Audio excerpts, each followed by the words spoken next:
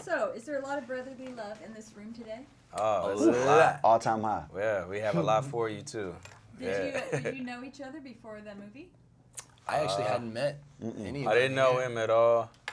I think through mutual friends, knew Quincy, but I never really knew him or met him.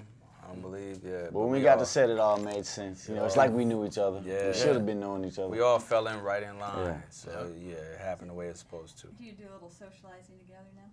Yeah, I Every mean, once when in a while, you know, every once in a while, to be real. me and Q linked up in New York, you know what I mean? Cory's been trying to get me to come over to the crib. Like, that's the type of love that exists. But the thing about guys who are, you know, who are genuine and who are cool with each other is just like, even though, you know, he has a schedule, I have a schedule. When we come together, it's always love. It's not like, oh man, why are you here? Call me back. Everyone understands. We have lives to live, but when we come together, it's all love and we're all friends. Oh, that's beautiful. I Yeah. like that. And how did the project find each of you? I found it through, you know, one of those emails that comes in, hey, you have an audition, would you like? And I read the script and I was like, yes, I'd love to audition for this. And, you know, I connected with Sergio for many reasons and, you know, auditioned and Jamal liked what he saw. Yeah, in my case, I was in New York on some other business and I was told to go to an audition and I had 10 minutes to look at 11 pages. I said, I'm not going because I'm going to mess up. Like, you want me to co-read this appointment? And I took a cab to, shout out to Kim Harden's casting office in New York City. I went down and I co-read it and Jamal picked me off the tape. And then I read the script after and I said, well, I got to be part of this great story.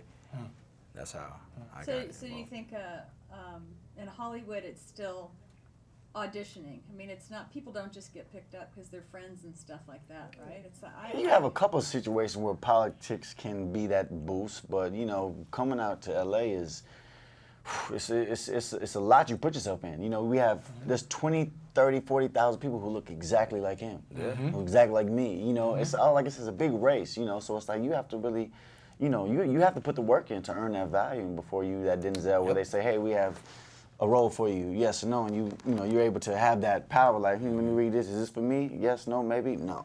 You know, but you know, we got to work for it. We got to go to these auditions, put ourselves on tape. Hopefully, that they want to see us in person. You know, it's a lot that goes into it. Still happens. No one's gonna give us anything. We have to work harder. You know what I'm saying? You have to earn your keep, as I say. You know, you got to work, like Quincy said. You got to keep grinding, and you know, hopefully, we'll get that luxury one day to get offered all these jobs. But we still fighting, which is the great part. We're fighting for jobs.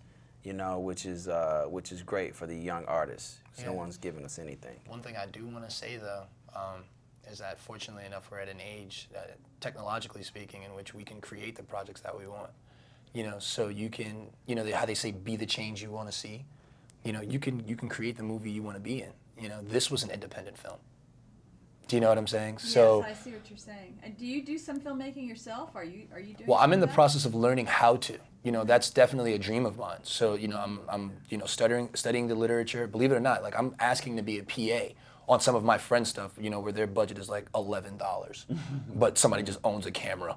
You know, and I'm trying to, I'll carry bags because I do want to understand that part of it, because when you're on set, you know, as an actor, you realize how, not insignificant you are, but just how many other people also matter to make the masterpiece. Yeah, and I'm creating right now. Like, got 3 scripts developed, TV show. I help executive produce, so I'm trying to get in that world as well.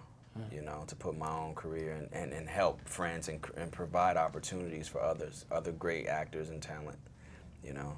How about you, Quincy? I just think it's important for all actors to have a foundation, you know, in the creative side that's behind the camera as well. You know, like I've been messing around with cameras just forever, you know, especially, you know, when I start to act, and it's like I really can appreciate that in compliments of my acting, because now it's like, okay, I know what the camera's seeing. I know, you know, certain little things you can just incorporate and add, you know, as, you know, the knowledge of an actor, you know, yeah.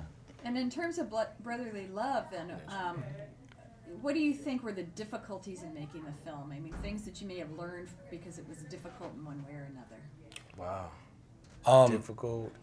I can say the difficult part about shooting this film was basically you're really seeing what everyone's made of, because everything is not great, you know, on an independent, because everything is crunched. You know, you have this small window to get everything done because you're on a time constraint with budget, you know, accommodate everything. But you know, we were all willing to embrace that and use it and make something great out of it, and damn it, we did it. Yeah, like that was one of the, I guess the difficult part, because when you're talent on set, like they try to make sure nothing's difficult for talent. Yeah. But one of the things that I saw was just what goes into creating a project, especially when you have the time crunch and you have, you know, you don't have the budget that you need in order to rectify the problem the way that you ideally would like to. So it was awesome to watch all of these minds, you know, have a collective effort, put their best foot forward and their egos aside, you know, to make sure that we completed a film that you just watched in 21 days.